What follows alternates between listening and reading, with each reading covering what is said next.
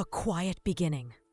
I never thought the day would come when I would look at my own children and feel like a stranger in my own house. My name is Margaret. Most people call me Grandma Maggie now. I turned 78 last summer. My hair is thin and silver. My hands shake a little when I pour tea. But my memory is still sharp. Too sharp sometimes. It all started so simply. I was sitting in the same old rocking chair my husband Thomas bought for me in 1972. The same chair I nursed both my babies in. The same chair I cried in when Thomas passed. That afternoon, the sunlight came through the lace curtains in soft yellow patches across the floor, and I was folding laundry, the way I always did on Tuesdays, when the phone rang. It was my oldest, Daniel. "Mom," he said, voice low, like he was trying not to wake someone. "We need to talk about the house." I smiled without thinking. Daniel always sounded serious when he talked about money or property. He's a good boy, always has been. Tall, quiet, carries himself like his father. I thought he was calling to check if I needed anything from the store. Maybe bread, maybe milk. But no, he said, "We've been talking, me, Sarah, and Emily, and we think it's time you moved somewhere safer. Somewhere with people around you all day." I felt the rocking chair stop moving. "Safer?" I asked softly. "Yeah, Mom. Like an assisted place. Or maybe with Emily. She's got that big guest room now." I looked down at my hands. The skin was thin, spotted, veins like pale blue rivers. These hands had changed diapers, kneaded dough, held my husband's hand while machines beeped around us in the hospital. I whispered, "But this is my home, Danny." There was a long silence on the line. "I know," he finally said. "But things are getting harder for you. We just want what's best." I didn't answer right away. I couldn't. My throat felt thick. After a while, I said, "Let me think about it." And he said, "Okay, but don't wait too long, all right? We love you." He hung up. I sat there for almost an hour, still holding the same folded towel. Let me take you back a little further, so you understand who we were before the money came between us. Thomas and I got married in 1968. I was 20. He was 23. We didn't have much. A tiny apartment above the hardware store. One bedroom, one window. But we had each other, and we laughed a lot. Daniel came first, 1970. Loud, curious, always climbing things he shouldn't. Then Emily 2 years later. Quiet, thoughtful, always watching, always drawing little pictures for me. We worked hard. Thomas drove trucks. I cleaned houses during the day and ironed shirts at night. Every extra penny went into savings. Not for vacations, not for fancy clothes. For one thing only: a house. A real house. With a yard. With a porch. Somewhere our children could grow roots. It took 12 years. But in 1982, we moved in. 1427 Maple Lane. White siding. Red door. A maple tree in the front that turned gold every fall. I still remember the first night. The children were asleep upstairs. Thomas and I sat on the front steps with 2 cups of tea. No words, just the crickets and the feeling that we had finally arrived somewhere safe. That house became our whole world. Every birthday, every Christmas, Every heartbreak, every celebration, it all happened inside those walls. When Thomas got sick in 2011, he refused to go to the hospital most days. He wanted to stay home.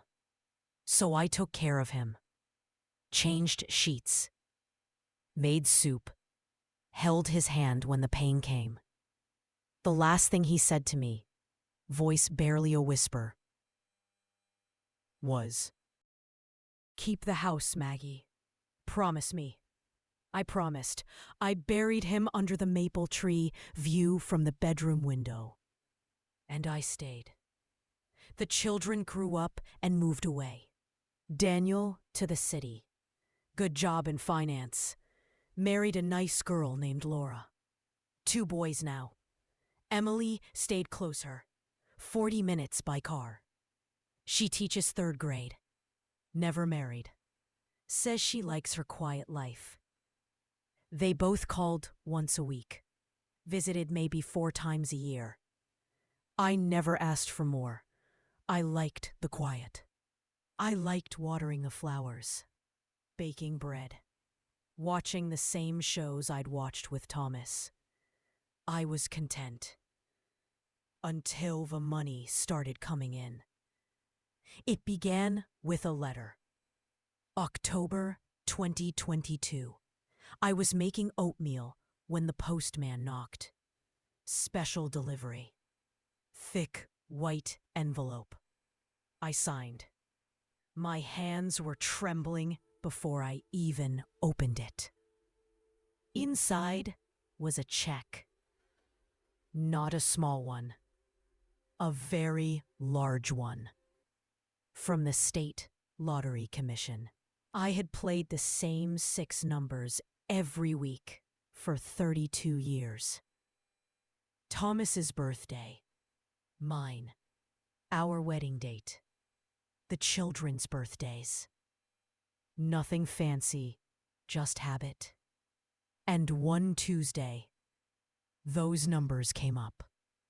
I won $7.4 million. After taxes, $4.1 million. I sat at the kitchen table for 3 hours, staring at that piece of paper.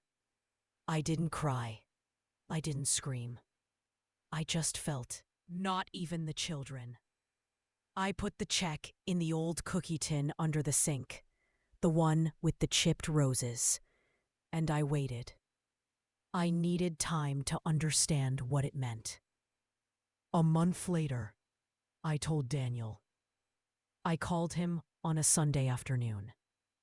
"Daniel, I need to tell you something." He laughed. "You finally gonna let me fix that leaky faucet?" "No," I said quietly. "I won the lottery." Voice. I paid off Daniel's mortgage. $380,000. He cried when I told him. Hugged me so tight I couldn't breathe. Said he never thought he'd be free of that debt. I bought Emily a new car. She needed one. Her old Honda was falling apart. She drove up the next weekend just to show me. Shiny blue SUV. She kept saying thank you, over and over. I gave them both some cash for the kids' college funds. I fixed the roof, painted the porch, got new windows. I felt good. Like I was finally able to take care of the people I loved the way I always wanted to. But something shifted. Slowly, quietly. Daniel started calling more. Not to ask how I was, but to ask about the rest of the money. "Have you thought about investments, Mom? You should talk to my advisor. You really shouldn't keep that much cash sitting around." Emily started dropping hints too. "Mom, the school needs new books. We're doing a fundraiser. Then one day she said, almost shy, I've always wanted to take the kids to Disney. Just once. But it's so expensive. I wrote the check. $6,800. She sent me pictures. We think you should put the house in a trust. I looked at him. He looked serious, like he was doing me a favor. For protection, he said, in case anything happens to you. Medical bills, nursing homes. It's smart. I asked, very quietly, and who would control the trust? He looked away for a second. Then he said, we would, me and Emily, just to help you. My heart did something strange inside my chest.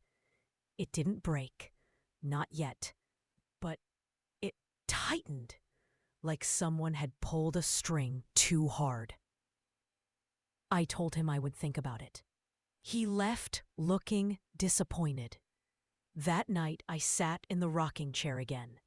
Same towel still folded on my lap.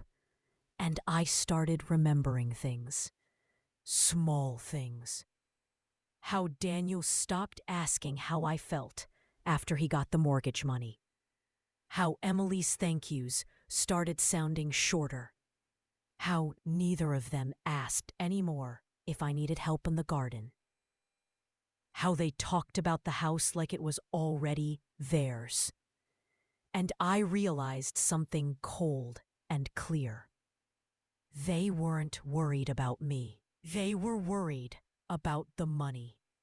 About what would happen to it when I was gone. Soft pause. I didn't sleep that night. I just sat there in the dark, listening to the house breathe. The same house I promised Thomas I would keep. And I made a decision. A quiet one. A hard one.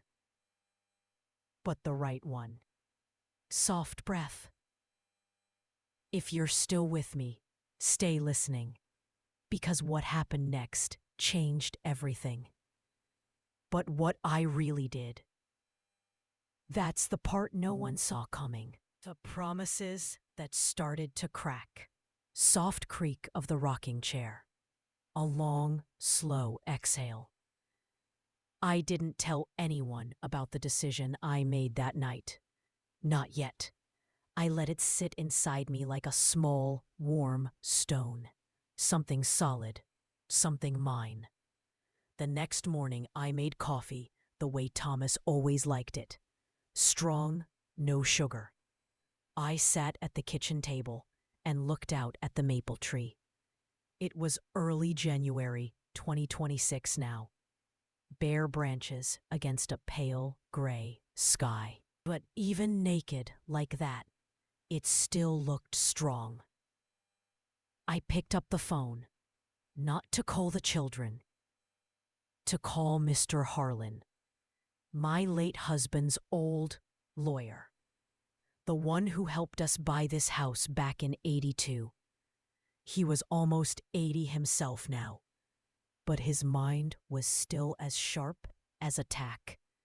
Margaret, he answered on the second ring. His voice sounded like dry leaves. Everything all right? I took a breath. I need to make some changes to my will, Harlan. And I need it done quietly. There was a small pause. Not surprise. Just understanding. Come see me tomorrow, he said. Bring your cup of tea. We'll talk. I hung up feeling lighter, like I had taken the first real step in a very long time. But life doesn't wait for you to finish planning. 2 days later, Daniel showed up, unannounced. With Laura and the 2 boys, I opened the door, and there they were. Smiling, arms full of grocery bags. Surprise, Laura called out. We thought we'd cook dinner for you tonight. The boys ran past me, straight to the living room, already looking for the tablet I kept for them. Daniel kissed my cheek. "You look good, Mom." I smiled, because that's what mothers do. But I noticed how his eyes moved past me, scanning the hallway, the stairs, the furniture, like he was already measuring the space. We ate lasagna. My recipe. The one Thomas used to say could wake the dead with how good it smelled. The boys talked about school. Laura talked about her new promotion. Daniel waited until the plates were cleared. He leaned back in his chair. Casual. Too casual. "So, Mom," we were thinking. My heart gave a small thud. "Here it comes. We found a really nice place," he said. "Only 20 minutes from Emily's school. 1-bedroom apartments, but they have a community center. Meals, nurses on call. You wouldn't have to worry about anything." I looked at him. Really looked. His face was calm, kind even, but his fingers were tapping the table. The same nervous rhythm he had as a little boy when he wanted something he was afraid to ask for. I said, very softly, "I'm not ready to leave my home, Daniel." Laura jumped in, quick, bright. "Oh, we're not saying now, Margaret. Just thinking ahead. You know how fast things can change." I nodded slowly. I knew exactly how fast things could change. Daniel cleared his throat. "There's something else." He reached into his jacket, pulled out a folder. Thin, white. "We talked to a financial planner," he said. "He thinks it would be smart to move some of the money into safer accounts. Ones with better returns. Ones that protect it." I didn't touch the folder. I just looked at it sitting there, between us, like a sleeping snake. "Protected from what?" I asked. Daniel hesitated. Then he said, "From mistakes. From people taking advantage. You're generous, Mom. We love that about you. But not everyone is like us." I felt something cold slide down my spine. Not anger, just sadness. Deep, quiet sadness. I said, "I trust you both. I always have." Daniel smiled, relieved. "That's why we want to help. Let us set it up. You won't have to worry about a thing." I looked at Laura. She was nodding, encouraging, like this was the most natural thing in the world. I looked at my grandsons. They were in the next room, laughing at something on the screen. Oblivious. I said, "I'll think about it." Daniel's smile tightened just a little, but he nodded. Of course. They left an hour later. Hugs, kisses, promises to call soon. The house felt bigger after they drove away. Emptier. Soft pause, faint sound of wind against the window. That night, I opened the folder. It wasn't just suggestions. It was paperwork, already filled out. Power of attorney forms, trust documents, places for my signature highlighted in yellow. I stared at those little yellow boxes for a long time. Then I closed the folder, put it in the bottom drawer of the buffet, under the good tablecloths I never used anymore. And I went upstairs, to the bedroom Thomas and I shared for 43 years. I opened his side of the closet. His shirts were still there. Faded plaid, soft flannel. I pulled one down and pressed it to my face. It didn't smell like him anymore, but I pretended it did. I whispered, "They want the house, Thomas. They want everything." The room stayed quiet, but I felt him there somehow, listening. Long, gentle pause. The next day, I went to Mr. Harlan's office. Small brick building downtown. Same place he's been since the 70s. The waiting room still smelled like old books and lemon polish. He hugged me when I walked in. Short, gentle, like he knew I needed it. We sat in his office. Wood paneling, old green lamp. He didn't rush me. I told him everything. The lottery, the gifts, the mortgage, the car, the Disney trip, the folder, the yellow highlights. When I finished, he leaned back in his chair, looked at me over his glasses. "Margaret," he said, "you've given them more than most parents ever could. Now they want the rest, before you're even gone." I nodded. Tears came then. Quiet ones. They slid down my cheeks without making a sound. He handed me a tissue. Then he asked, "What do you want to do?" I took a shaky breath. "I want to keep my promises. To Thomas. To myself. I want to protect what's left." He smiled. Small. Sad. Proud. "Then we'll do that," he said. Over the next hour, we changed things. Quietly, carefully. The house would stay mine until the day I died. No trust. No power of attorney. The money, what was left, would go into a new account, one only I could touch. And when I was gone, it wouldn't go straight to Daniel and Emily. It would go to a scholarship fund for children who had lost a parent, children who needed help with college. The same way Thomas and I had dreamed of helping our own kids.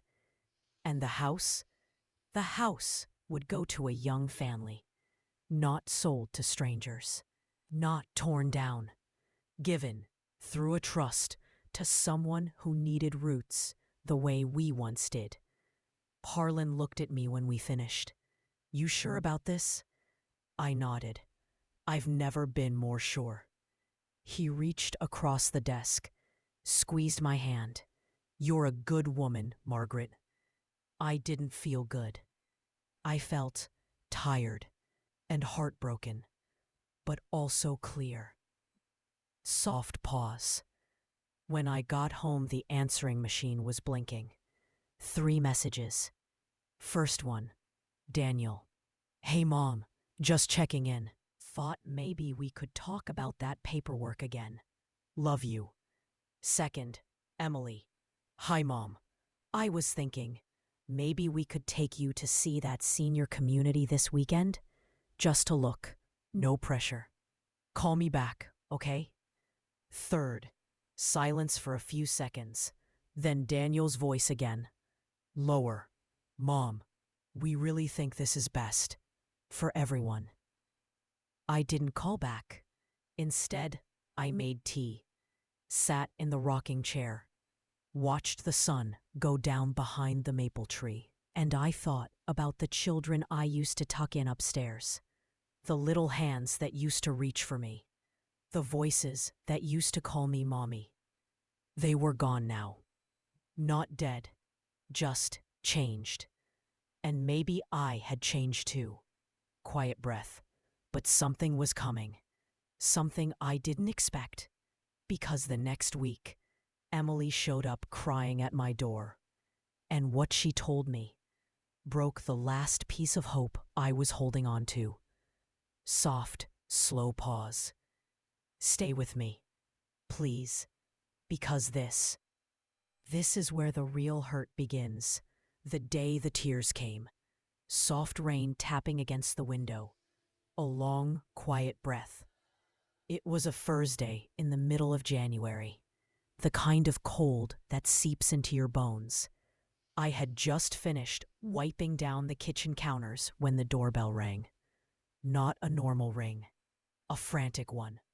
3 quick presses, then silence, then 3 more. I opened the door, and there she was, Emily, my quiet, thoughtful girl. Her coat was soaked through. Her hair stuck to her face in dark strands. Her eyes were red and swollen. She looked like a child again, small, lost. Mom. That was all she could say at first, just my name. Then the tears came again. I pulled her inside without a word, took her coat, led her to the living room, sat her on the couch where she used to curl up with picture books. I wrapped the old quilt around her shoulders, the one Thomas's mother made for our first Christmas together. She cried for a long time. I didn't ask why. I just sat beside her, rubbed slow circles on her back, the way I did when she was little and had nightmares. When the worst of it passed, she wiped her face with the sleeve of her sweater, looked at me with those big, wet eyes.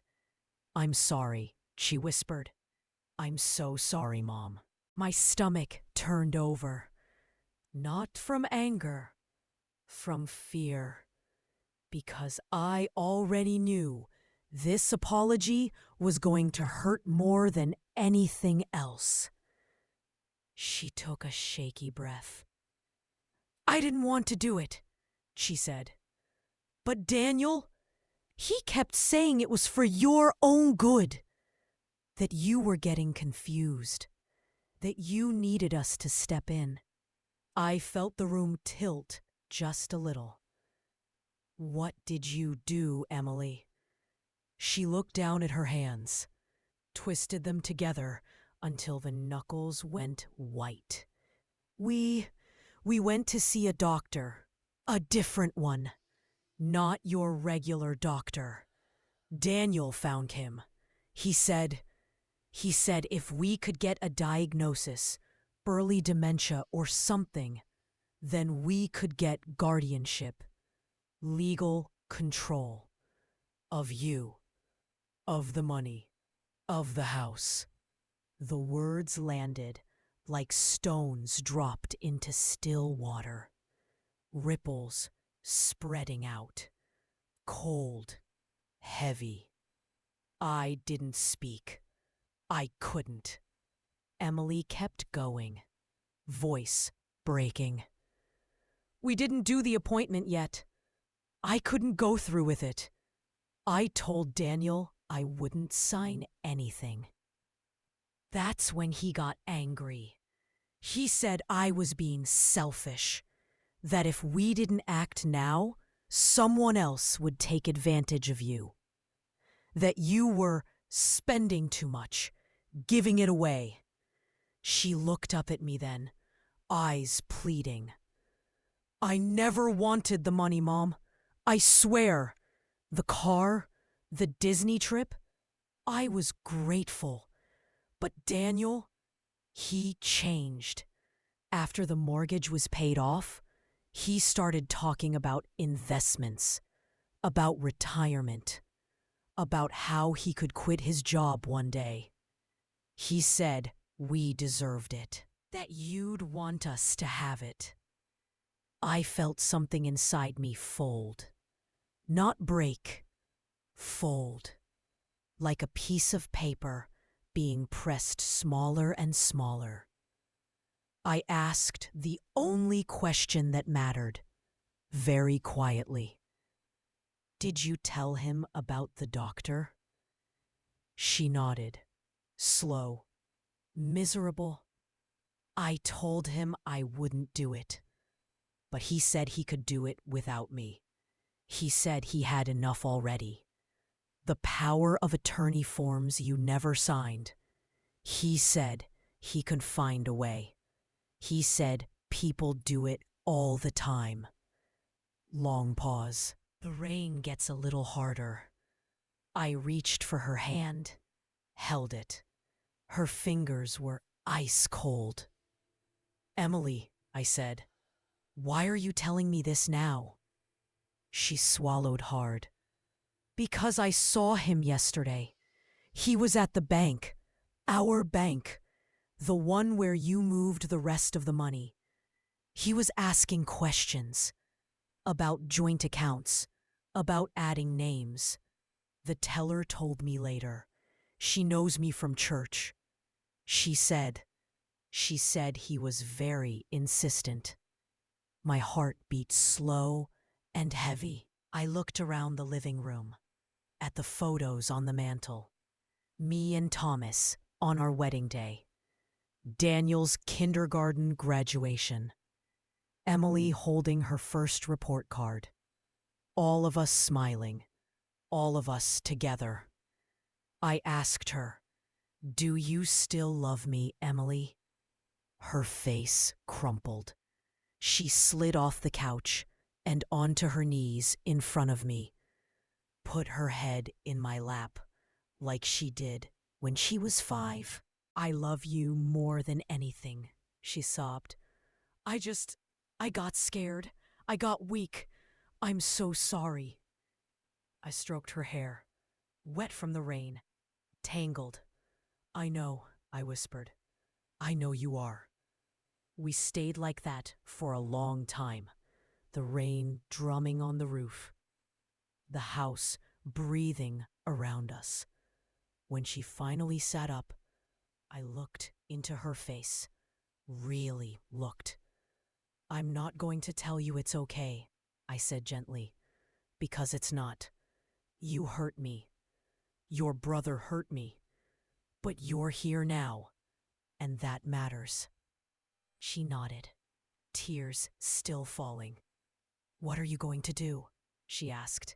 I didn't answer right away. I thought about the new will, the scholarship fund, the house for a young family, the quiet decision I made in the dark. I said, "I'm going to protect what Thomas and I built, the way I promised him."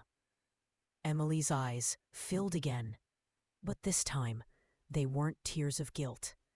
They were something softer, something like understanding. "Mom, I don't want the house, not like this. I just want you." I smiled, small, tired. "I know, sweetheart." Soft pause. The rain begins to slow. Later that evening, after Emily left, promising to call every day, promising to come back on Saturday, I sat alone again. I thought about Daniel, my firstborn, the one who used to follow Thomas everywhere, the one who held my hand at the funeral, the one who cried when he told me Laura was pregnant. I didn't hate him. I couldn't. But I didn't trust him anymore either. And that hurt worse than hate ever could. I picked up the phone, called Mr. Harlan. Even though it was after hours, he answered anyway. "Margaret, I need to move faster," I told him. "Daniel went to the bank today." A short silence. Then, "I'll meet you tomorrow morning. First thing. We'll finish everything." I thanked him, hung up. Then I did something I hadn't done in years. I went into the attic, pulled down the old cardboard box marked Thomas, Memories. Inside were letters, cards, our wedding vows written on yellowed paper, a tiny pair of baby shoes, Daniel's first ones, Emily's hospital bracelet. At the bottom, the thing I was looking for, a small black notebook. Thomas's handwriting. He used to write things down when he couldn't sleep. Thoughts, dreams, promises. I opened to the last page he ever wrote. 3 months before he passed. "My Maggie, if I go first, don't let the house go. Don't let anyone take what we worked for. Give it to someone who needs it the way we did. And love the kids. always love the kids, even when it's hard, especially when it's hard. I closed the notebook, held it to my chest, and for the first time since the lottery check arrived, I cried. Not loud, not angry, just quiet tears. For the family we used to be. For the son I thought I knew. For the daughter who came back. For the man who trusted me to keep our promise. Long, gentle pause. The next morning I woke early, made coffee, watched the sun come up behind the maple tree, pink and gold through the bare branches. I dressed carefully, my best sweater, the blue one Thomas said matched my eyes. I walked to Mr. Harlan's office. The sidewalks were wet from last night's rain. The air smelled clean. When I got there, he was already waiting. Papers spread out, a fresh pot of tea. We signed the final documents. Everything locked in place. Nothing could touch it now. Not Daniel. Not anyone. When we finished, Harlan looked at me. "You did the right thing, Margaret." Nodded, but I didn't feel righteous. I felt empty. Like I had closed a door I never wanted to close. I walked home slowly. The houses I'd known for 40 years. Past the park where the children used to play. Past the corner store where Thomas bought milk every Friday night. When I reached my front porch, I stopped, looked at the red door, the white siding, the maple tree standing guard. I whispered to the quiet air, "I kept my promise, Thomas." And somewhere, I believe he heard me. But the story wasn't over. Because that afternoon, Daniel called. And what he said next shattered the last bit of peace I had left. Quiet pause. Stay with me. This part is the one that still hurts to tell. The call that cut deepest. Ticking of the old wall clock. A slow, heavy breath. The phone rang at exactly 4:17 that afternoon. January 9th, 2026. I remember the date because it was the first time in weeks the sun had broken through the clouds. Golden light poured across the kitchen floor. I had just poured myself a cup of tea. The steam was still rising when the ringing started. I almost didn't answer, but something made me pick it up. Maybe habit, maybe hope. "Mom?" Daniel's voice, calm, controlled, the way he sounded when he was about to close a deal at work. "Hi, Danny." I kept my tone gentle, the way I always did. There was a short pause. Then he said, "I just got off the phone with the bank." My fingers tightened around the handle of the mug. Not hard, just enough to feel the warmth. He continued, "They told me the account is locked. New restrictions. They wouldn't even tell me the balance. Said only you can access it now." I didn't speak. I listened to the quiet hum of the refrigerator, the distant bark of a dog down the street. "Mom, what did you do?" His voice wasn't angry yet. Not quite. It was still wrapped in concern. The kind of concern that feels like disappointment. I took a sip of tea. It burned my tongue a little. I said, "I protected what's mine, Daniel." Another pause, longer this time. "You changed the will too, didn't you?" His words came slower now, careful, like he was stepping over broken glass. "Yes," I answered quietly. He let out a breath, not a sigh, something sharper. "Why?" I looked out the window. The maple tree stood there.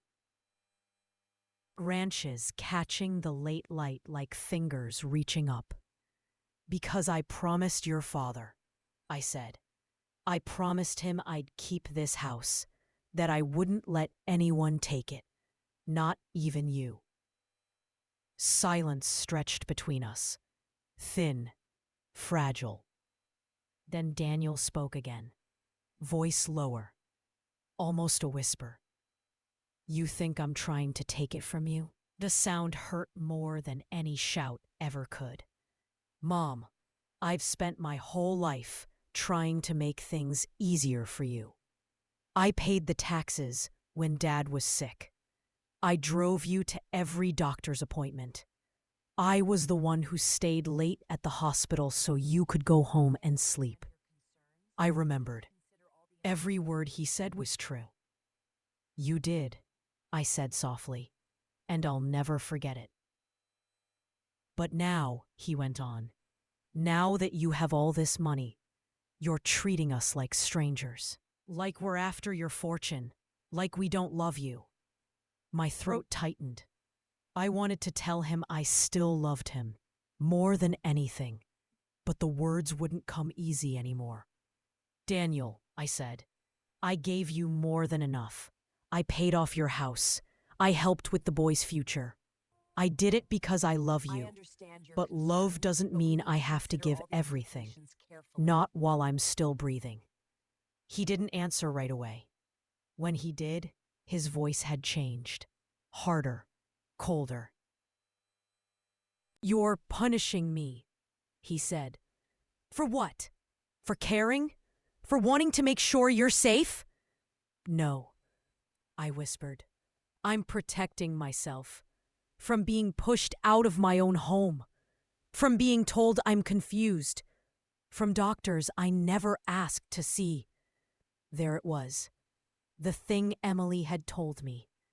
Hanging between us now. He didn't deny it. He just said, that was for your own good. I felt the tears come then. Quiet ones. They slipped down my cheeks while I held the phone steady. I know you thought that, I told him, but it wasn't your choice to make. The line went quiet again. So quiet, I could hear him breathing. Fast, shallow. Finally he said, so that's it? You're cutting us out? I wiped my face with the back of my hand. I'm not cutting you out. I'm setting boundaries. The house will go to someone who needs it. The rest, it'll help children who lost parents. The way your father and I always talked about doing. He laughed again. This time, it sounded broken. You're giving it away to strangers while your own family gets nothing. You're not nothing, I said gently. You have your life, your children, your home. I made sure of that. But the rest, he pressed. The big rest. You're just throwing it away. I looked at the red door. The one Thomas painted himself one spring weekend. 2 coats. Careful brush strokes. It's not throwing it away, I said. It's giving it meaning. The way we always wanted. He didn't speak for a long time. When he did, his voice was small. Almost like the little boy who used to climb into my lap after a bad dream. I thought you loved us more than that. Those words landed heaviest of all. I closed my eyes tight. I do love you, I told him. More than you'll ever know. That's why this hurts so much. He didn't answer. I heard him swallow. Then the line clicked. He hung up.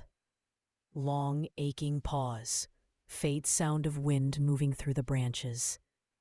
I stood there holding the phone for almost a minute after it went dead. Then I set it down, very carefully, like it might break. I walked to the living room, sat in the rocking chair, the same one that had held me through every storm. The sun was going down now, orange and pink across the sky. The maple tree looked like it was on fire. I thought about the day Daniel was born, how tiny he was, how he wrapped his whole hand around my finger, how I promised myself I would never let anything hurt him. I thought about the nights he cried because the other kids teased him for being quiet, how I held him until he fell asleep, told him he was perfect just the way he was. I thought about the morning he left for college, how he hugged me so tight at the door, said, "I'll make you proud, Mom." I thought about all of it, and I cried again. Not loud, not angry. Just the slow, steady tears of a mother who still loves her son, even when he can't see it. Soft pause, the room grows darker. Later that evening, Emily called. Her voice was careful, like she was walking on thin ice. "Mom, did Daniel call you?" "Yes," I said. She was quiet for a moment. Then, "He's really upset. He said you're giving everything away." "I know what he said." Another pause. "I don't want you to think I agree with him," she whispered. "I don't. Not anymore." I believed her. I could hear the truth in her voice. "I'm proud of you for coming to me," I told her. "For telling me the truth." She started to cry again. Soft, small. "I just want my mom back," she said. "Not the money, not the house, just you." My heart ached in a different way then. A tender ache. "You've got me," I told her. "Always." We talked for almost an hour about small things, her students, the boys, the way the winter light looked on the snow. When we hung up, the house felt a little less empty, but Daniel's words still echoed. I went to bed early that night, left the curtains open so I could see the stars. I whispered into the dark, "I'm sorry, Thomas. I didn't want it to end like this." The room stayed quiet, but I felt him there, the way you feel someone you've loved for decades. And somehow, that was enough. A gentle breath, but the next morning brought something I never expected. A knock at the door. Not Emily, not Daniel. A young couple, standing on my porch with nervous smiles. Holding a letter from Mr. Harlan. They said they'd heard about the trust, about the house that would be given to a family who needed it. They asked if they could come in, just to talk. And when they stepped inside, I saw something in their eyes. The same look Thomas and I had the first night we moved in here. Hope, fear, gratitude. That conversation changed things. Not everything, but enough. Stay listening, because what happened in the weeks that followed began to heal something I thought was broken forever. The strangers who became family. I opened the door that January morning, and there they stood. A young couple, maybe 28 or 30. She was holding a small notebook against her chest, like a shield. He had one hand in his coat pocket, the other resting lightly on her shoulder. Both of them looked nervous, hopeful, a little bit scared. "Mrs. Margaret?" the young woman asked. Her voice was quiet, but steady. I nodded. "That's me." The man cleared his throat. "I'm Ethan.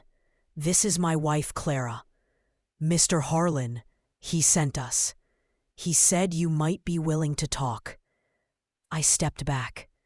"Come in out of the cold." They wiped their boots carefully on the mat, twice each, before stepping inside. I could see the way their eyes moved around the hallway.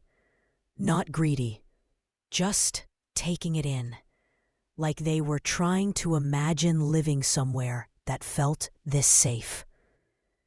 I led them to the kitchen. The kettle was still warm. I poured 3 cups of tea without asking if they wanted any. Sometimes people need something to hold when they're about to share hard things. We sat at the table, the same table where Daniel and Emily used to do homework, where Thomas and I signed the mortgage papers, where I opened a lottery letter 2 years earlier. Clara spoke first. "Thank you for seeing us. We didn't know if you'd want to meet strangers." I smiled a little. "You're not the first strangers to sit at this table, and you won't be the last." Ethan looked down at his cup, then up at me. "Mr. Harlan explained the trust, how the house will go to a family who needs it when the time comes. We're not asking for anything now. We just wanted to thank you and maybe tell you our story, if that's okay." I nodded. I'd like to hear it. Clara took a small breath. "We've been married 4 years. We met in community college, both studying nursing. We wanted to help people. Then, life happened." She paused, looked at Ethan. He gave her a tiny nod. "Our daughter, Lily. She was born 2 years ago. She has a heart condition. Rare, expensive. We've been fighting insurance companies ever since. We're good at what we do, but the bills, they keep coming." Ethan picked up the story. "We've been renting a 1-bedroom apartment. Too small for 3. Lily needs space to play, needs quiet when she's recovering from procedures. We've been on every waiting list in the county. Nothing opens up. We were about to give up." Clara's eyes filled. Not dramatic, just full. "We got a letter from Mr. Harlan last week. He said there was a possibility. Not a promise, but a possibility that someone like you wanted to help a family the way they once needed help." I looked at them, really looked. I saw the tired lines around their eyes, the way Clara's fingers kept touching the simple gold band on her finger, the way Ethan sat straight, even though his shoulders looked heavy. I asked, very softly, "What does home mean to you?" They both answered at the same time, then laughed, a small, surprised laugh. Clara went first. "Safety. A place where Lily can run without bumping into walls, where I can hear her breathing at night and know she's okay." Ethan added, "A yard, even a small one. Somewhere she can chase butterflies when she's stronger. Somewhere we can plant flowers and watch them grow." I felt something warm unfold inside my chest. Not happiness exactly, something deeper. Something like remembering why Thomas and I fought so hard for this place. I said, "This house has seen a lot of life, a lot of love, a lot of pain too, but it's always been safe." They nodded, quiet, listening. I continued, "My husband, he made me promise to keep it, not for money, not for profit, but so it could help someone the way it helped us. We were young once, broke, scared. This house gave us roots." Clara reached across the table, not to touch me, just to rest her hand halfway between us. "Thank you," she whispered, "for even considering it." I looked at the maple tree through the window, bare, but already holding the promise of spring. I said, "I'm not promising anything today, but I'd like you to come back. Bring Lily. Let me meet her. Let me see what this house might mean to her. Ethan's eyes went wide. You'd do that? I nodded. I would. Gentle pause. Faint sound of a child laughing far away. They stayed another hour. We talked about small things. Lily's favorite color, purple. How she loves puzzles. How she sings to her stuffed giraffe when she's scared at the doctor. When they left, they hugged me, both of them. Short, grateful. I stood on the porch and watched them drive away. Their old blue car had a tiny dent in the back, but it carried them forward anyway. I closed the door, leaned against it for a moment, and smiled. A real one. The first in weeks. Soft breath. That evening, Emily came over. She brought soup, chicken noodle, the way I taught her. We sat in the living room, the quilt over our knees. I told her about Ethan and Clara, about Lily, about the way they looked at the house like it was already a miracle. Emily listened, quiet, her eyes soft. When I finished, she said, "You're doing what Dad would have wanted." I reached for her hand. I know. She squeezed my fingers. I'm proud of you, Mom. And I'm sorry, again, for everything. I shook my head. We're past that now. We're here. That's what matters. She stayed until almost 9. We watched an old movie. The one Thomas loved. The one with the happy ending. When she left, she hugged me longer than usual. Whispered, "I love you, and I'll keep coming back. Every week, if you'll have me." I kissed her forehead. "I'll always have you." The days began to feel different after that. Slower, but not empty. Clara and Ethan brought Lily the next Saturday. She was small for 2, pale, but her smile lit up the whole porch. She looked up at me with big brown eyes, asked, "Is this the house with the magic tree?" I laughed, soft. "Yes, sweetheart, it is." We walked around the yard. Lily held my hand. Tiny fingers in mine. She pointed at the maple, said, "It's sleeping now. But it'll wake up soon, right?" I nodded. "Right." Inside, she sat on the rug and did a puzzle. Ethan and Clara watched her like she was the most precious thing in the world, because she was. When they were leaving, Lily ran back to me, hugged my legs, said, "Thank you for the tree." I bent down, kissed the top of her head. "You're welcome, little one." After they drove away, I stood on the porch a long time. The winter sun was setting, pink and gold. Again, I whispered to the quiet house, "We did good, Thomas. We did good." Soft, warm pause. Even as the healing started, a shadow still hung over me. Daniel hadn't called, hadn't come, hadn't even sent a text. I thought about him every day. Wondered if he was okay. Wondered if he hated me. Wondered if he would ever understand. Then one cold February morning, the doorbell rang again. Not frantic this time.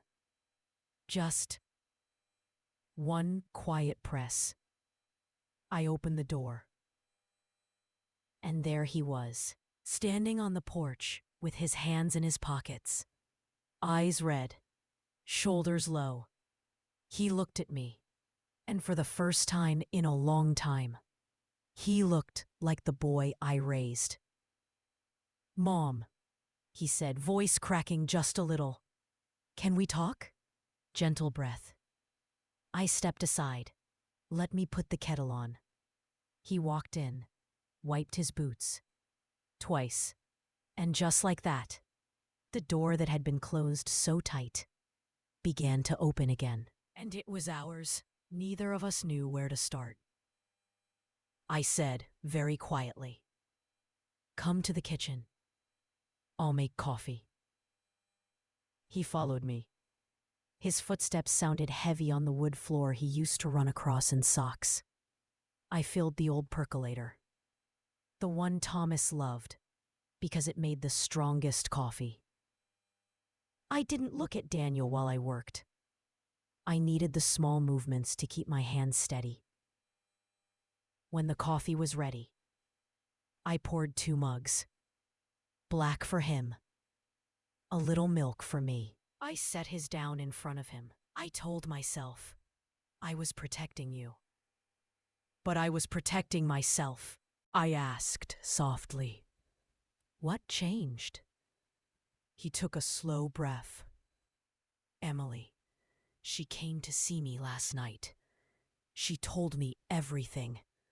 About the doctor, about how she stopped it, about how she came to you crying. She said if I didn't fix this, I'd lose you. And she was right."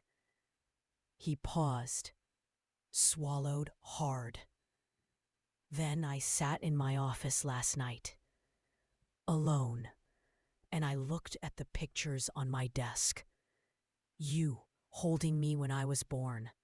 You at my graduation. You at the hospital when the boys were born. And I realized I'd been treating you like something to manage, not like my mother." A tear slipped down his cheek then. He didn't wipe it away. "I'm ashamed, Mom. I'm so ashamed." I reached across the table. Not far, just enough to touch his hand. He turned his palm up, held mine, tight, like he was afraid I'd pull away. I didn't. I said, "I never stopped loving you, Daniel, even when it hurt, even when I was angry, even when I had to protect myself." He nodded, slow, several times. "I know," he whispered. "I know you didn't." We sat like that for a long time, hands clasped across the table, coffee getting cold, the house quiet around us. After a while, he asked, "What happens now?" I thought about it, really thought. I said, "The will stays the same. The house will go to a family who needs it. The money, most of it, will help children who've lost parents. Scholarships, support, the way your father and I always dreamed." He looked down, nodded once. "I understand," he said, and he sounded like he meant it. "But," I continued, "that doesn't mean you're cut out. You're my son. You'll always be my son. You'll always be welcome here. You and Laura, the boys. This house will always have room for you." He looked up, surprised. I smiled, small, tired, true. "I'm not punishing you, Danny. I'm just keeping promises, ones I made before the money came." He exhaled, long, shaky. "Thank you," he said, "for still letting me in." I squeezed his hand. "Of course." Gentle pause, faint sound of birds outside. Later that morning we walked around the yard. The ground was frozen, the maple tree still bare. But the sun was shining. Weak winter light, but real. Daniel stopped under the tree, looked up at the branches. "I used to climb this," he said. "Remember? You'd stand right here and yell at me to come down before I broke my neck." I laughed, soft. "I remember." He touched the bark, gentle. like he was touching something sacred. "I don't want to lose this place," he said. "Not because of money, because of memories." I stood beside him, shoulder to shoulder. "You won't lose the memories," I told him. "They live in you, not in the walls." He nodded, eyes shining again. We stayed outside until our fingers got cold. Then we went back in. I made fresh coffee. We sat and talked about the boys, about Laura's job, about the little things. No big promises, no grand apologies. Just talking. Like we used to. When he was leaving, he hugged me at the door. Long, tight, the way he used to when he was little and scared of thunderstorms. He whispered against my hair, "I love you, Mom. I'm going to do better." I held him a second longer. "I know you will." He pulled back, looked at me, really looked. "Can I come back next weekend? With the boys? We could rake leaves or whatever needs doing." I smiled. Warm. Real. "I'd like that very much." He left. I watched his car disappear down the street. The same street he learned to ride a bike on. The same street we walked every Christmas Eve to see the lights. Soft, peaceful pause. The weeks after that felt different. Not perfect, but lighter. Emily came every Saturday. Sometimes she brought soup, sometimes cookies. We talked, we laughed, we cried a little too. Daniel started calling again. Not every day, but regular. He asked how I was. Really asked. Not about the money, about me. One Sunday in late February, they all came. Daniel, Laura, the two boys, Emily. We ate roast chicken, my recipe. The kitchen smelled like home. After dinner, the boys ran outside, chased each other around the maple tree. Their laughter echoed through the windows. The adults sat in the living room, quiet, comfortable. Daniel looked at me across the room. Our eyes met. He gave me a small nod, the kind that says everything without words. I nodded back. Later, when everyone was gone, I sat in the rocking chair, the quilt over my lap, the house settling around me. I thought about Thomas, about the promise I kept, about the family that was slowly coming back together. Not the same way it used to be, but in a new way, a wiser way, a more honest way. I whispered into the quiet, "We're going to be okay, Thomas, all of us." And for the first time in a very long time, I believed it. Long, gentle pause. But the story doesn't end with everything tied up in a perfect bow, because life isn't like that. There were still hard days, still moments when old hurts surfaced, still conversations that needed to be had again. But we had them. We kept showing up. We kept choosing love, even when it was hard. And that was the real victory. Soft breath. If you've stayed with me this far, thank you. From the bottom of my heart.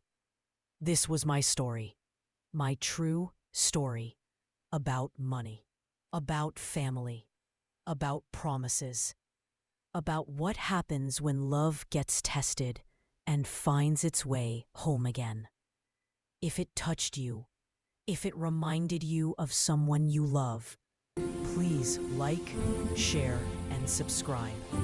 There are more grandma stories waiting, more hearts that need to be heard.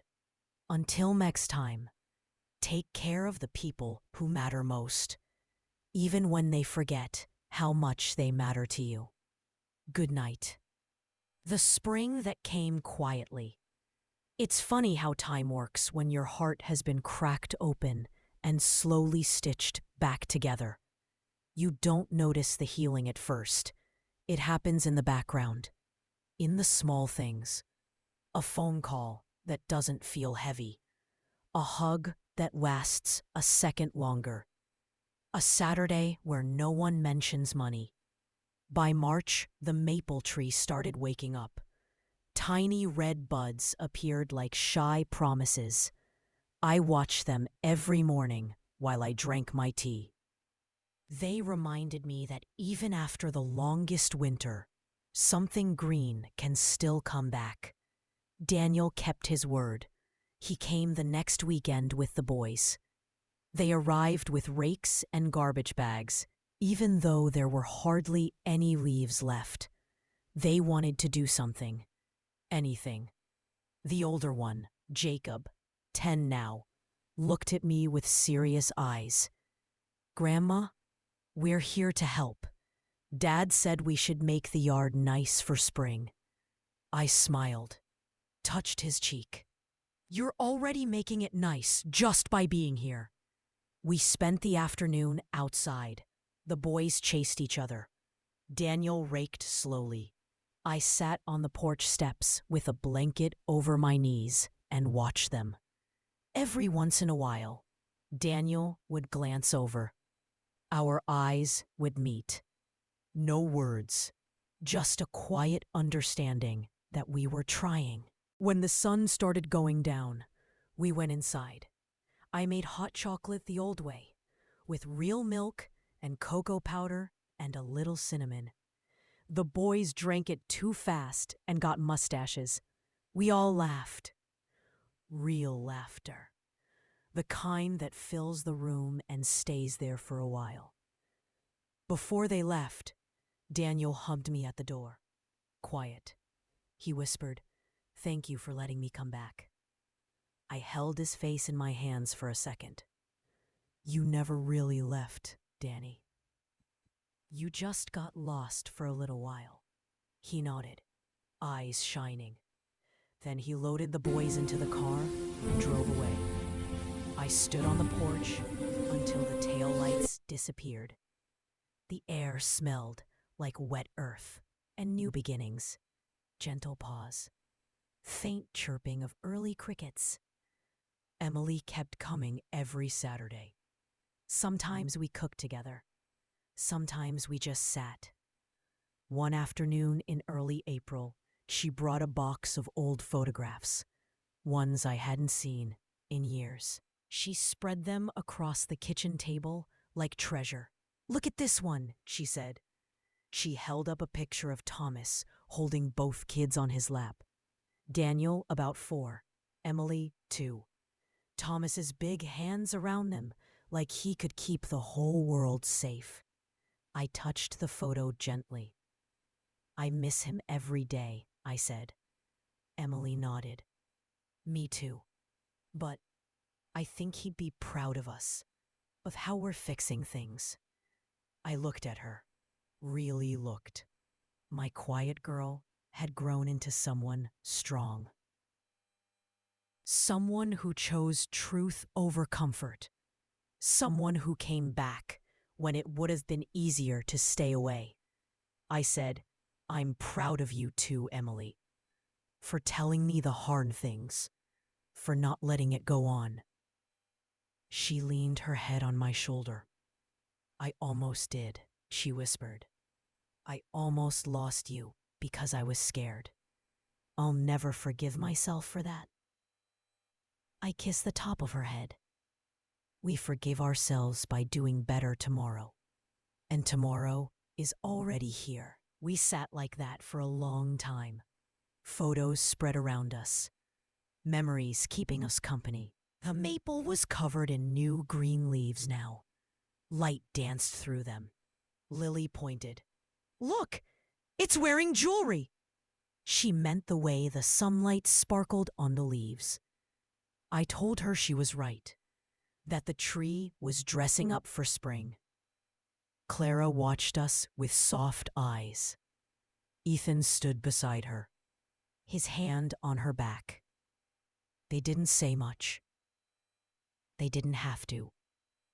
When it was time to go, Lily gave me a drawing. A crayon picture of a house with a big red door and a tall green tree. 4 stick figures standing in front, one with silver hair, one with a purple dress, a mommy and daddy, and a little girl holding a giraffe. She said, "This is us, when we live here someday." I felt my throat close, not with sadness, with something warm, something full. I hugged her tight. "Thank you, sweetheart. I'll keep it forever." After they left, I taped the drawing to the refrigerator, right next to the picture of Thomas and me on our wedding day. It looked like it belonged there. Mother's Day came soft and sunny. Everyone arrived around noon. Daniel with grocery bags, Laura with flowers, the boys with handmade cards, Emily with a chocolate cake she baked herself. We spent the day in the kitchen, Daniel and I side by side. He chopped onions, I seasoned the chicken. The boys set the table. Laura and Emily talked in low voices and laughed about something I couldn't hear. When the food was ready, we sat down. The table was full. Plates, people, memories.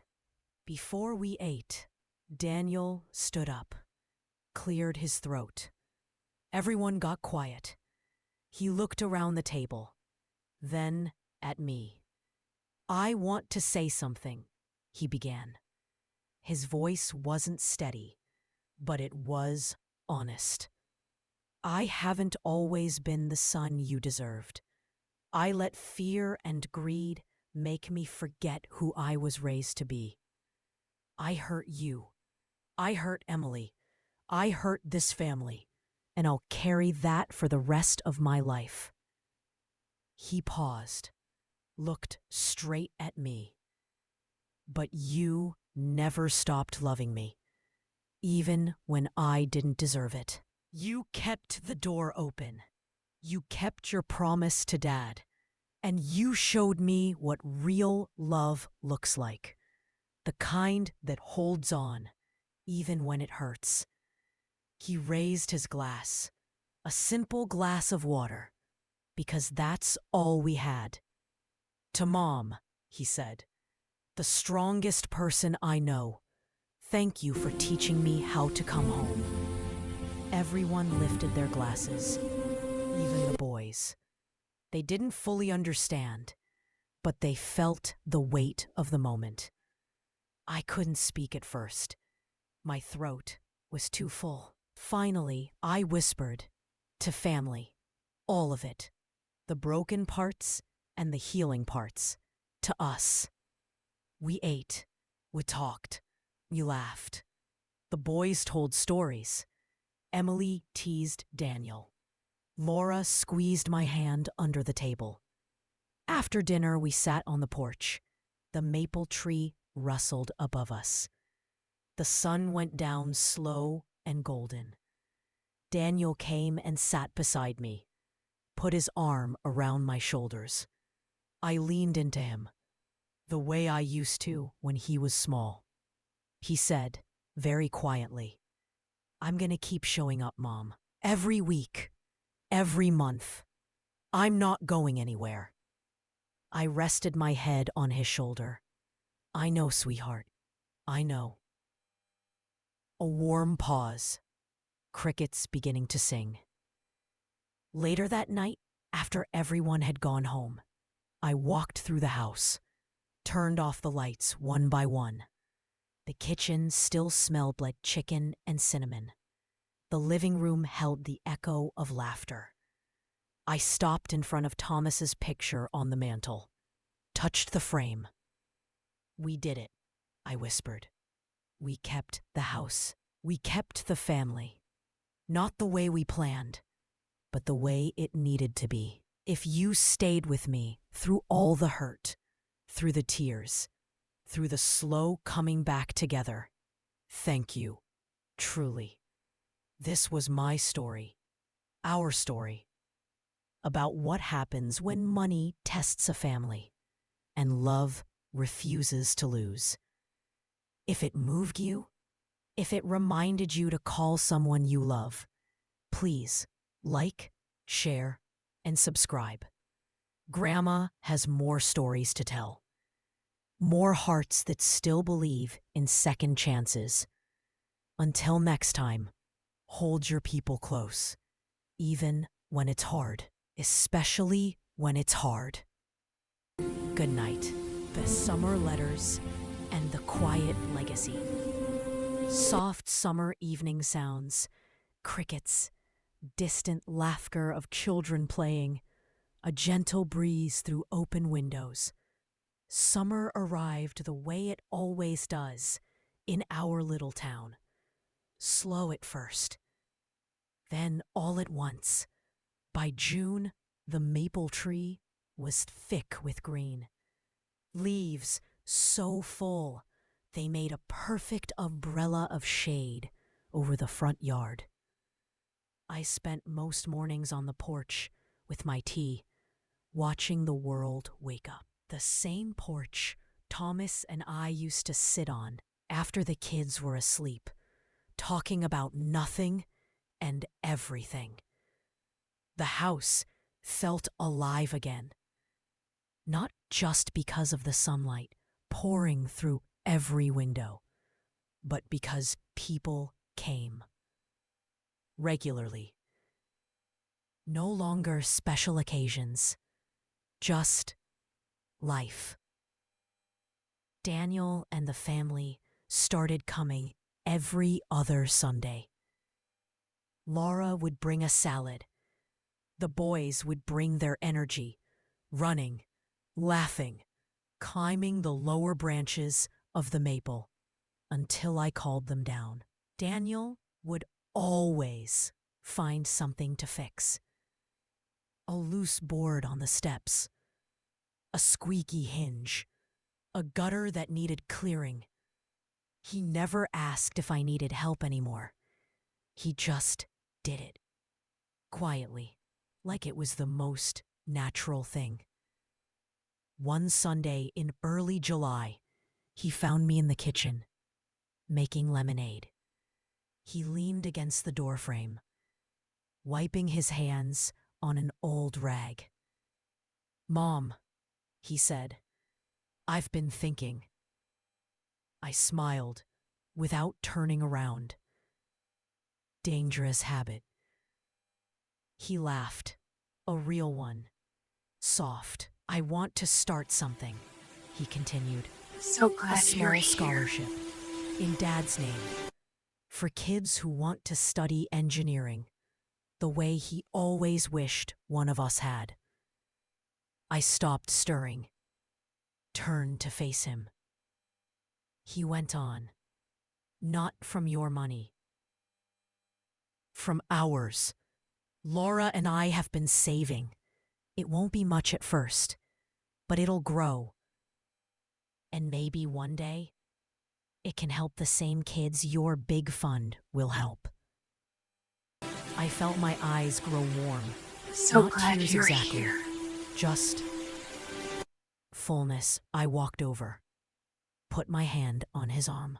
"That would make your father very proud," I said. Daniel looked down at the floor, then back at me. "I'm trying to make you proud too," he said quietly. I squeezed his arm. "You already do." Hands in the dirt. Talking about small things. Her students. My memories. And that's a price I was never willing to pay. She looked at me, eyes shining. "I So almost glad made us you're pay," here. she whispered. I reached over, tucked a strand of hair behind her ear, the way I used to when she was little. You chose to come back, I told her. That's the part that matters. She smiled, small, grateful. We finished planting in silence, but it was a good silence. The kind that holds hands. So glad Clara, you're here. Ethan, and Lily kept visiting too. Not every week, but often enough that Lily started calling the maple my tree. She'd run to it the moment they arrived, stand under the branches with her arms wide, like she was hugging the whole thing. One warm August day, they came with news. Clara was glowing. Ethan looked like he might burst. "We got approved," Clara said, "for the house. When the time comes, it will be ours." Mr. Harlan said the trust is solid. So glad Everything you're here. is in place. I felt my heart do a funny little flip. Not sadness, not exactly. Something gentler. Something like handing over a treasure you've guarded for decades.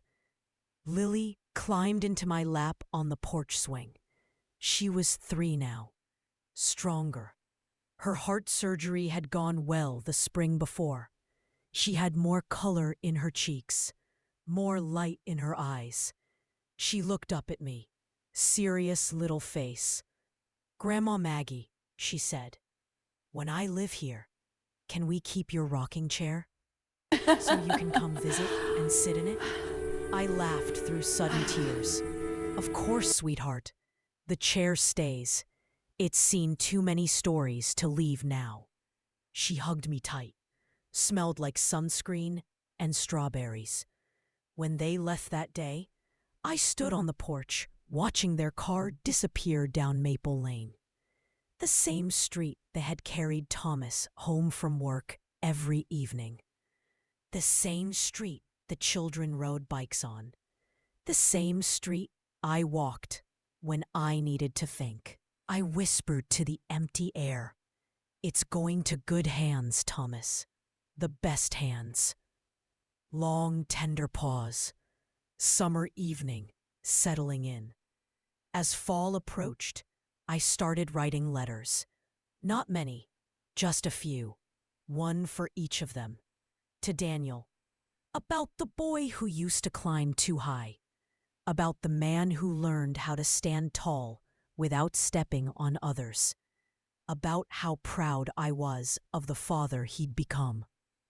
To Emily, about the quiet girl who noticed everything. About the woman who chose honesty when it was hardest. About how her courage saved us more than she knew. To Lily, a simple one. About the tree that would shade her. About the house that would hold her dreams.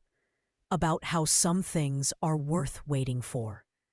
I sealed them, gave them to Mr. Harlan, told him to give them when the time was right. He looked at me over his glasses. "You planning on going anywhere, Margaret?" I smiled. "Not yet, but I like knowing the words will find them when they need them." He nodded, put the envelopes in his safe, like they were gold. Soft pause, leaves beginning to turn at the edges. On the last day of August, we had one more gathering. Not for a holiday, just because. Everyone came. Daniel's family, Emily, Clara, Ethan, and Lily. We ate on the porch. Simple food. Potato salad, grilled chicken, fresh corn, lemonade in tall glasses. The boys played tag in the yard. Lily chased them with her little legs pumping. The adults sat watching, talking softly, laughing at old stories. As the sun went down, painting the sky in oranges and pinks, Daniel stood up, raised his glass. "To this house," he said, "to the people who made it home, to the ones who will carry it forward, and to Mom, who reminded us what family really means." Glasses clinked. Quiet cheers. Lily shouted, "To the magic tree!" We all laughed. I looked around at every face, at the people I almost lost, at the people who chose to stay. And I felt something settle deep inside me. Peace. The kind that doesn't shout. The kind that simply is. Later, after everyone had gone, I sat in the rocking chair, the quilt over my lap, the crickets singing their evening song. I looked out at the maple tree, leaves just starting to blush at the edges. I whispered, "We built something good here, Thomas, and it's going to keep growing, long after we're gone." The breeze answered, gentle, warm, and I knew, really knew, that everything was going to be all right. Long, peaceful pause. Final soft creak of the rocking chair. This is where the story rests. Not ended, just resting. Like the house at the end of a long day. If you've walked every step with me, through the fear, the hurt, the slow return, the healing, thank you. From the deepest part of me, this was my true story about a lottery win that could have broken everything, a family that almost fell apart, about promises kept, about love that learned how to bend, forgive, and grow stronger. If it touched your heart, if it made you want to call someone you've been meaning to reach out to, please like, share, and subscribe. Grandma still has stories, more quiet truths, more second chances. Until we meet again, cherish your people, hold your home close, and never forget, sometimes the greatest legacy isn't what you leave behind, it's who you leave it with. Good night. The autumn we remembered. Autumn came gently that year, not with storms, not with sudden cold, just a slow turning. The maple leaves shifted from deep green to gold, then to the richest red I'd seen in years. Every morning, I woke to a new blanket of color on the lawn. I left the rake in the shed most days. I liked the way the leaves looked scattered there, like the house was wearing its finest coat. By October, the air smelled of wood smoke and apples. The porch swing creaked a little more under my weight now. My knees reminded me I was 78 every time I stood up. But my heart felt younger than it had in a long time. Daniel started a new habit. Every Thursday evening he'd call. Not long calls, just 10 minutes. "How was your day, Mom? Did the boys leave any cookies last weekend? Did you water the basil Emily planted?" Small questions, big meaning. One Thursday in mid-October, he said something different. "Mom, Laura and I were talking. We'd like to take you to the cabin next month. Just us. No kids, no phones, just quiet, like we used to do when I was little." I closed my eyes for a second, remembered those weekends. Thomas driving the old station wagon, Daniel in the back seat counting license plates, me packing sandwiches wrapped in wax paper. The cabin was small, one room, a wood stove, a porch that looked over a lake, so still it mirrored the stars. We hadn't been since Thomas got sick. I said very softly, "I'd like that very much." He let out a breath I didn't know he was holding. "Good. We'll make it happen." Gentle pause, faint sound of leaves skittering across the porch. Emily brought pumpkins the next Saturday. 3 of them, different sizes. She set them on the front steps like little orange guards. "We're carving them," she announced. "No arguments." I laughed. I wouldn't dream of it. We worked on the porch in the afternoon sun. She did the big one. I did the medium. We left the smallest one plain, lilies, for when she came next. Emily's hands were steady with the knife. She carved a simple face, 2 triangle eyes, a wide smile. When she finished, she held it up. "Looks like Dad, don't you think?" I studied it. The crooked grin, the kind eyes. "Yes," I said, "it does." We lit candles inside them as the sun went down. 3 soft, glowing faces on the steps. We sat in the rocking chairs and watched them flicker. Later that day, I called Mr. Harlan, asked him to bring the letters I'd written. The ones for Daniel, Emily, and Lily. He came himself, sat with me at the kitchen table. I handed him the envelope with Daniel's letter. "Add this to the others," I said. "When the time comes, give them all at once."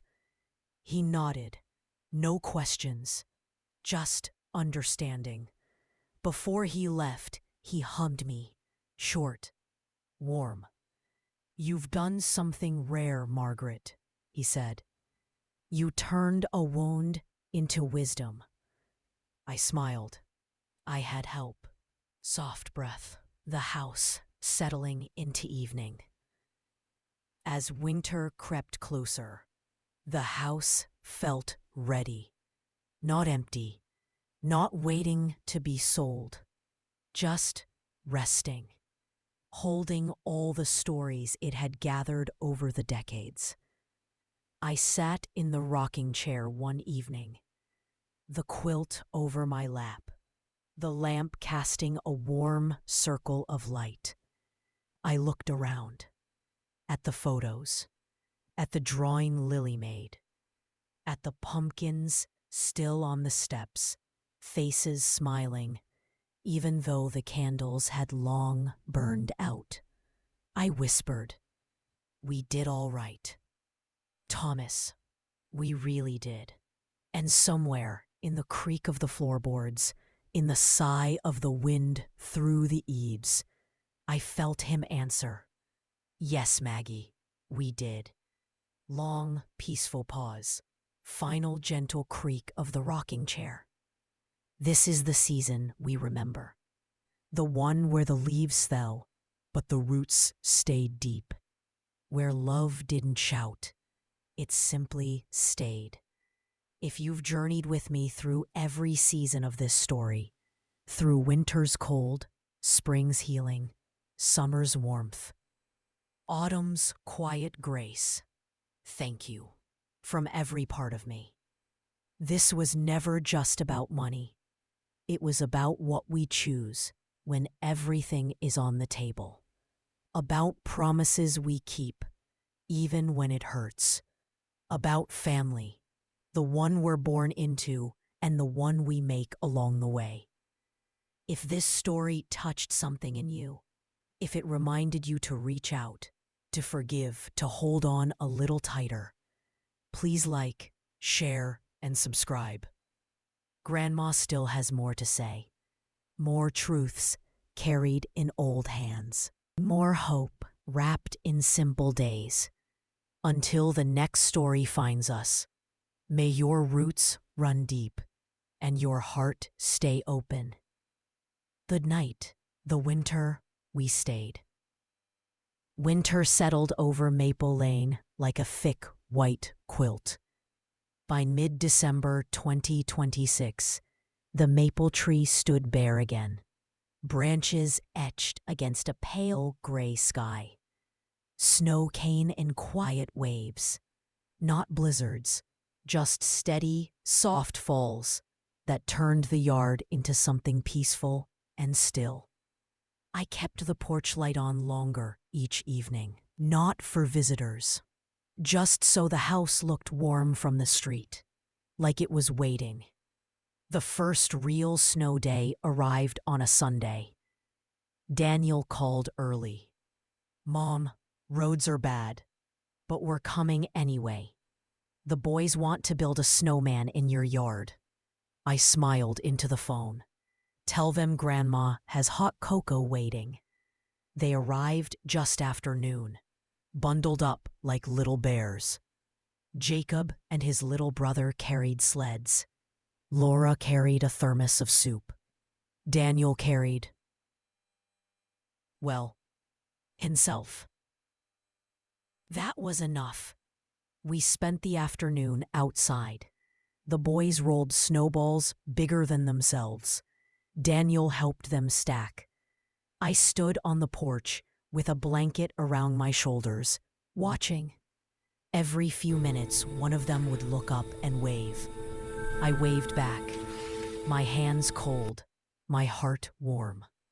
When the snowman was finished, complete with a carrot nose and one of Thomas's old scarves, they all came inside, cheeks red, noses running, laughter loud. I had the kitchen ready, cocoa in mugs, marshmallows floating like tiny clouds, soup steaming on the stove. We sat around the table. The boys told stories about school. Laura talked about holiday plans. Daniel just listened. Every once in a while he'd look at me across the table. A small smile. The kind that says, "I'm here. And I'm staying." After the boys finished their cocoa, they ran to the living room to watch the snow fall through the big window. Daniel stayed behind, helped me clear the mugs. He said, quietly, "I've been thinking about the cabin again. Maybe after Christmas. Just you, me, and Laura. We'll take it slow. No rush." I nodded. "I'd like that." He hesitated, then added, "I want to tell you something else." I turned to face him, waited. "I quit looking at the accounts," he said. "The ones you used to have. I don't ask the bank anymore. I don't wonder what's left. I just let it be yours, the way it should have been from the beginning." My eyes filled. Not with sadness, with something quieter. Something like relief. "Thank you, Danny," I whispered. He stepped closer, hugged me, long and steady. The way Thomas used to hug me when words weren't enough. "I love you, Mom," he said against my hair. "And I'm sorry it took me so long to remember what that really means." I held him tighter. "I love you too. Always have." Long, gentle pause.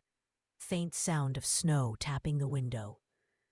Christmas Eve came soft and clear. The house smelled of pine and cinnamon. Emily arrived first, carrying a box of ornaments she'd found in her attic. Ones we'd made together when she was small. Paper chains, salt dough stars, a little angel with a crooked halo.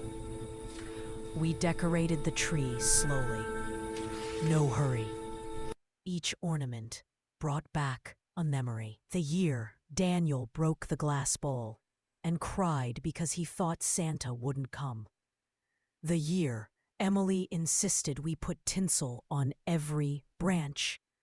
The year Thomas hung the star at the very top and pretended he was tall enough to reach without a stool.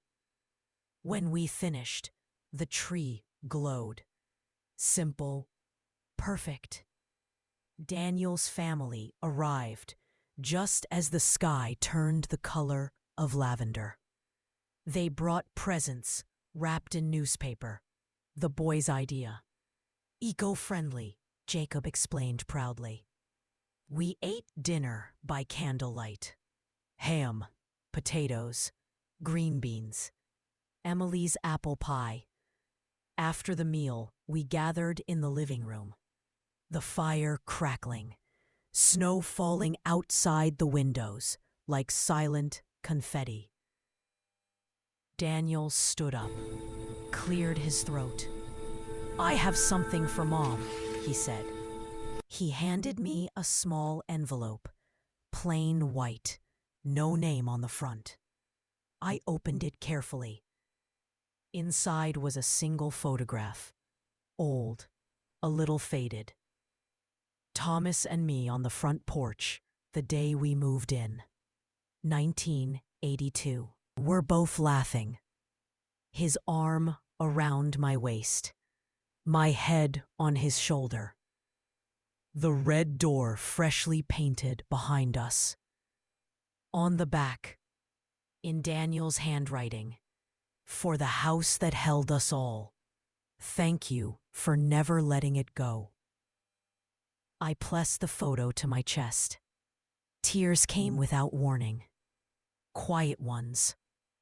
The good kind. Emily came and sat beside me on the couch, put her arm around me. Daniel knelt in front of me. "Merry Christmas, Mom." I touched his cheek.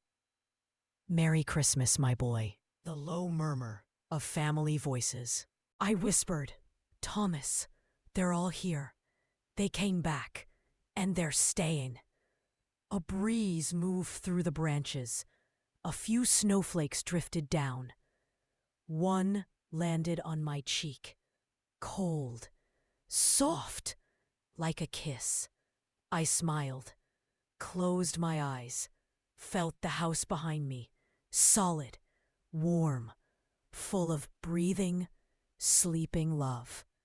When I went back inside, Daniel was waiting by the door. He helped me off with my coat. Didn't ask where I'd been, just took my hand and led me to the rocking chair. I sat. He pulled a stool close, sat beside me. We didn't speak for a long time. You just listened to the house, warm lights to the inside, quiet cold beauty snores of the outside. boys, Just rocking here to the feels like home. soft ticking of the clock. Finally, he said, very quietly, "I'm glad we're here, all of us." I reached over, rested my hand on his head, the way I used to when he was small and couldn't sleep. "Me too," I whispered. Peaceful pause. The fire popped softly one last time. New Year's Eve came and went quietly. We didn't stay up late. We didn't need fireworks. We had each other. January 2027 arrived the same way every year does. Cold, new, full of possibility. The snow kept falling. The days stayed short, but the house stayed warm. I still sit in the rocking chair most evenings, the quilt over my lap, the lamp on. Sometimes Emily joins me. Sometimes Daniel calls. Sometimes Clara sends a picture of Lily, playing in the yard she already thinks of as hers. And every time I feel it, the thread that connects us all. Not money, not a lottery ticket, just love, bent, tested, mended, stronger for the scars. I look at the maple tree through the window, bare again, waiting. I whisper to the quiet room, "We're going to be all right, Thomas. Better than all right. We're going to be home." And the house answers in the creak of the floor, in the sigh of the wind, in the soft breathing of the people I love most. "Yes, Maggie, we are." Gentle final pause. The rocking chair creaks one last slow time. This is the winter we stayed. The season we chose each other over everything else. The ending that isn't really an ending. Just a long, quiet promise to keep showing up. If you stayed with me from the first phone call to this last snowfall, through every Such a peaceful tear, night. every The apology, snow always brings back every memories. small step Warm back lights toward each inside, other, cold beauty outside. thank you. Just rocking here From feels the like home. deepest part of this old heart. This was my true story, a grandmother's story, about what happens when money knocks on the door and love refuses to let it in alone.